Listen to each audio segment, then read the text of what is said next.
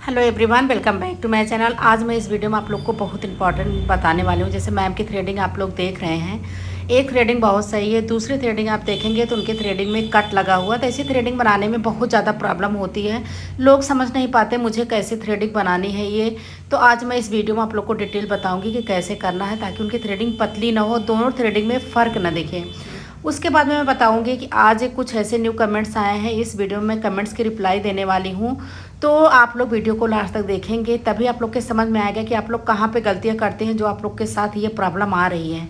ये गलती अगर नहीं करेंगे तो आप लोग के साथ प्रॉब्लम नहीं आएगी। तो आप लोग सबसे पहले हम आपको बताना चाहेंगे, आज हम कमेंट उठा के आप लोग की रिप्लाई करेंगे तभी समझ में आएगा, ऐसे नहीं समझ में आएगा कि हम किसके लिए बोल रहे हैं। तो हम कमेंट उठाएंगे, कमेंट उठा के तभी आप लोग को बताऊंगी कि कहाँ पे गलती करते हैं, उस गलती को सुधारेंगे तभी समझ में आ जाएगा।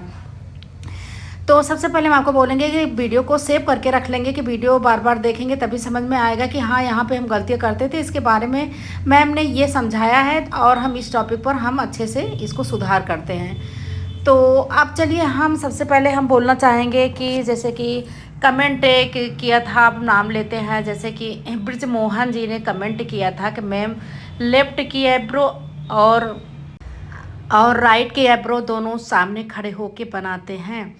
तो उन्होंने बहुत प्यारा कमेंट किया। इस कमेंट की रिप्लाई मैं आपको बताती हूँ कि कैसे करना है।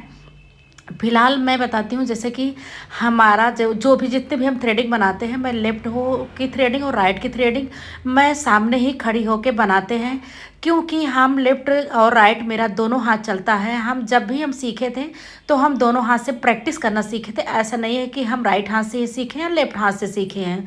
तो हम दोनों हाथ से प्रैक्टिस किए, इसलिए मेरा दोनों हाथ बराबर चलता है।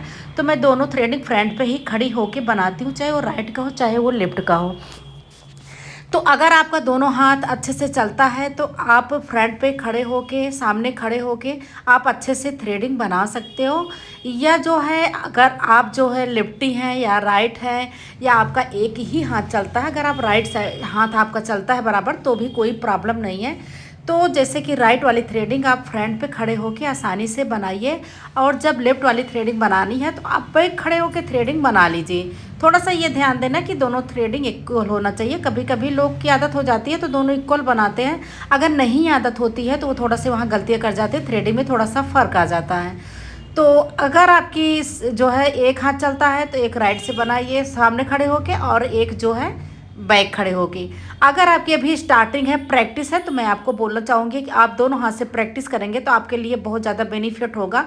क्योंकि कभी कभी क्या होता है, जब चेयर ऊंची होती है ना, बैक साइड से हमें थ्रेडिंग बनाना होता है ना, तो चेयर को बहुत ज़्यादा नीचे करना होता है, या क्लाइंट्स की हाइट बहुत ज़्यादा है तो वहाँ पे हमें थ्रेडिंग बनाने में थोड़ी सी परेशानी हो सकती है। वैसे तो चेयर को हम थोड़ा सा छोटा बड़ा और उसके बाद में उसको गिरा भी सकते हैं तो अच्छे से, लेकिन वहाँ पे हमें थोड़ा सा प्रॉब्लम होती है। ऐसे क्लाइंट्स से अगर हम, मेरा दोनों हाथ चलता है तो मैं सामने से खड़ी होकर आसानी से बना सकती हूँ। क्लाइंट्स को इधर उधर करने की ज़रूरत रही ना, चेयर को हमें ऊपर नीचे करने की नीड होती है। तो इस तरीके से आपको बनाना है तो आप इसी तरीके से बनाइए, कोई प्रॉब्लम नहीं होती। चाहे एक हाथ से बनाते हो, चाहे लेफ्ट हाथ से, चाहे राइट हाथ से बनाते हैं, बस थोड़ी सी यही थोड़ा सा फ़र्क होता है चेयर ऊपर नीचे करने की, बाकी तो सेम वही होता है। और उसके बाद में हम कमेंट उठाते हैं। दूसरा कमेंट जैसे कुलदीप जी ने पूछा था कि मैम दोनों थ्रेडिंग आप जो है सामने ही खड़े होके बनाते हैं, तो डियर हम आपको बताते हैं कि मैं दोनों ही थ्रेडिंग मैं सामने खड़ी होकर, तो सामने से हमें थ्रेडिंग बनाते हैं। तो आप लोग अपनी, अगर स्टार्टिंग है, प्रैक्टिस है, तो जैसे कि अभी हमने बताया था कि आपको अगर प्रैक्टिस है तो दोनों हाथ चलाइए। प्रैक्टिस हो चुकी है, थ्रेडिंग बनाना स्टार्ट कर दिए हैं तो कोई प्रॉब्लम नहीं है, बस आपको थोड़ा फ्रंट पे और बैक पे खड़े होकर थ्रेडिंग को बनाना है। अब जैसे किसी ने कमेंट किया था, शायद कुलदीप जी ने ही कमेंट किया था या और कोई कमेंट किया था कि मैम धागा क्यों लूज हो जाता है। तो डियर ये तो बहुत इंपॉर्टेंट क्वेश्चन है। अगर मेरे धागा लूज हो जाएगा तो मैं थ्रेडिंग नहीं बना पाऊँगी। तो सबसे इम्पॉर्टेंट बात आपको क्या करना है, जैसे कि आपने धागे को होल्ड किया, तो जब धागे को होल्ड करते हैं तो होल्ड करते समय आपको करना क्या होगा, जब खड़े होके आपने धागे को होल्ड किया तो उस समय मेरा धागा बिल्कुल अच्छे से इक्वल टाइट है।